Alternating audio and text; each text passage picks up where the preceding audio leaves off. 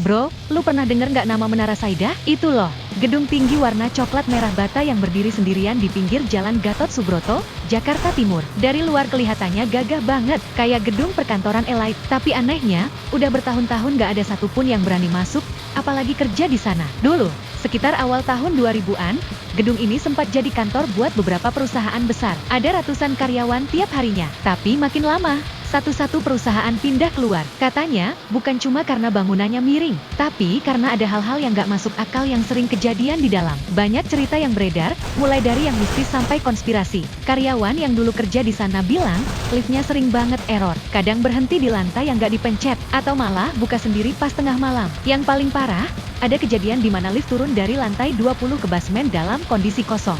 Dan begitu pintunya kebuka, penjaga gedung ngeliat bayangan kayak ada orang berdiri di pojok. Pas dicek, kosong. Tapi CCTV-nya sempat mati beberapa detik. Ada juga cerita dari cleaning service yang katanya sering lihat perempuan berkebaya merah jalan di lorong lantai 14. Wajahnya pucat banget, matanya kosong. Begitu disapa, perempuan itu cuma senyum, terus hilang di depan mata. Sejak itu, rumor makin liar. Ada yang bilang, Menara Saidah dibangun di atas bekas kuburan Belanda zaman kolonial. Makanya dari awal auranya udah berat. Tapi versi lain, katanya gedung itu sempat dipakai buat acara-acara rahasia orang-orang penting. Konon di basementnya dulu ada ruang bawah tanah yang sekarang udah ditutup. Ada yang percaya ruang itu dipakai buat ritual atau rapat tertutup yang nggak boleh publik tahu. Yang bikin makin aneh, setelah semua perusahaan keluar, pemerintah sempat mau nyegel gedungnya karena dianggap miring dan bahaya buat dipakai. Tapi lucunya, bangunannya sampai sekarang masih kokoh berdiri, nggak roboh, nggak rusak, padahal udah kosong belasan tahun. Nah, yang lebih creepy lagi, beberapa orang yang pernah lewat situ tengah malam ngaku masih lihat lampu di lantai atas nyala.